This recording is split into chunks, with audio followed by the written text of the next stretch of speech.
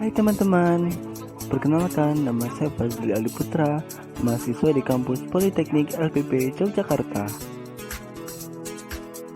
Saya akan menjelaskan materi tentang analisis transaksi pada mata kuliah pengantar akuntansi dengan dosen pengampu Ibu Sri Purwati Widyastuti.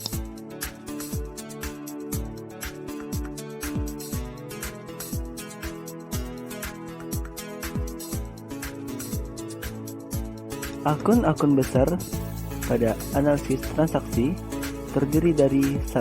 Aset atau harta, 2. Liabilitas atau utang, 3. Ekuitas atau modal, 4. Pendapatan atau penghasilan, 5. Biaya atau beban. Selanjutnya, rekening buku besar. Rekening buku besar terbagi menjadi 2, yaitu rekening real yang terdiri dari aset, liabilitas, dan ekuitas, dan rekening normal yang terdiri dari penghasilan dan biaya. Analisis transaksi. 1. Aset tambah sama dengan liabilitas tambah ditambah ekuitas 0. 2. Aset kurang sama dengan liabilitas 0 ditambah ekuitas tambah.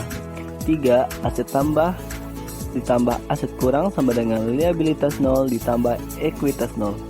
4. Aset kurang sama dengan liabilitas kurang ditambah ekuitas 0. 5. Aset 0 sama dengan liabilitas tambah ditambah liabilitas kurang ditambah ekuitas 0. Yang keenam, aset 0 sama dengan liabilitas kurang ditambah ekuitas tambah. Aset kurang sama dengan liabilitas 0 ditambah ekuitas kurang. 8. Aset 0 sama dengan liabilitas tambah ditambah ekuitas kurang.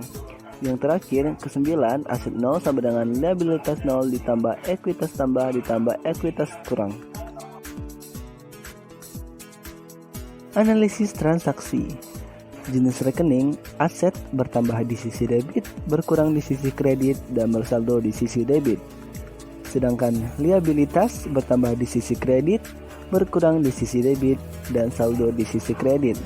Rekening modal yang berisi ekuitas bertambah di sisi kredit, berkurang di sisi debit, dan saldo di sisi kredit. Selanjutnya, prepay bertambah di sisi debit, berkurang di sisi kredit, dan bersaldo di debit. Penghasilan bertambah di sisi kredit, berkurang di sisi debit, dan bersaldo di kredit. Yang terakhir adalah biaya, bertambah di sisi debit, berkurang di sisi kredit, dan bersaldo di. Selanjutnya kita mempelajari tentang posisi keuangan atau neraca. Pertama, pada rekening aset, debit bertambah pada posisi kiri dan kredit kurang pada posisi kanan. Selanjutnya, rekening liabilitas, debit berkurang pada posisi kiri dan kredit tambah pada posisi kanan. Selanjutnya, rekening ekuitas, debit berkurang pada posisi kiri dan kredit bertambah pada posisi kanan. Yang terakhir adalah rekening ekuitas. Pada debit tambah berada pada posisi kiri dan kredit kurang pada posisi kanan. Untuk kredit, debit kurang pada posisi kiri dan kredit pada posisi kanan.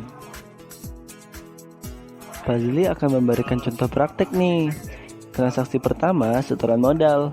Tuan Erlangga menyerahkan uang tunai pada saat pendirian perusahaan sebesar 300 juta rupiah sebagai setoran modalnya. Dengan modal awal Tuan Erlangga tersebut, maka aset perusahaan berupa kas bertambah sebesar 300 juta rupiah. Dari pihak lain, Tuan Erlangga sebagai seorang pemilik bertambah juga sebesar 300 juta rupiah. Pertanyaannya, bagaimana transaksi ini berpengaruh terhadap persamaan dasar akuntansi? Yang kita ketahui, aset sama dengan kewajiban ditambah ekuitas. Pada contoh ini, asetnya adalah kas, yaitu modal yang ditanamkan oleh Bapak Erlangga sebesar 300 juta rupiah. Sama dengan kewajiban, pada kewajiban ini masih tidak ada kewajiban, jadi kewajibannya adalah 0 ditambah ekuitas atau modal Tuan Erlangga sebesar 300 juta rupiah. Contoh praktek yang kedua adalah utang usaha.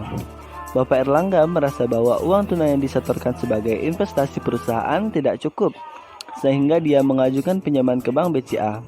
Pinjaman untuk Tuan Erlangga yang disetujui oleh Bank BCA adalah sebesar 150 juta rupiah. Perjanjian ini menyatakan bahwa Tuan Erlangga berjanji harus mengangsur dengan setiap kali angsuran sebesar 5 juta rupiah selama 30 kali angsuran dan ditambah bunga sebesar 600.000 per angsuran. Bagaimana transaksi ini berpengaruh terhadap persamaan dasar akuntansi? Seperti persamaan sebelumnya, aset sama dengan kewajiban ditambah ekuitas. Asetnya adalah kas. Yang pertama 300 juta rupiah ditambah 150 juta rupiah sehingga hasilnya adalah 450 juta rupiah. Kemudian adalah kewajiban. Kewajiban awalnya adalah 0, kemudian ditambah pinjaman sebesar 150 juta rupiah sehingga jumlah kewajibannya yang harus dibayar adalah 150 juta rupiah. Untuk ekuitas, untuk modal pertamanya adalah 300 juta rupiah, sedangkan pinjaman keduanya adalah tidak ada sehingga tetap membayar 300 juta rupiah. Sehingga jumlah dari kedua kewajiban dan ekuitas tersebut adalah 450 juta rupiah. Kesimpulannya, rekening real adalah rekening yang nyata, sedangkan rekening nominal adalah rekening yang dalam bentuk angka atau tidak nyata.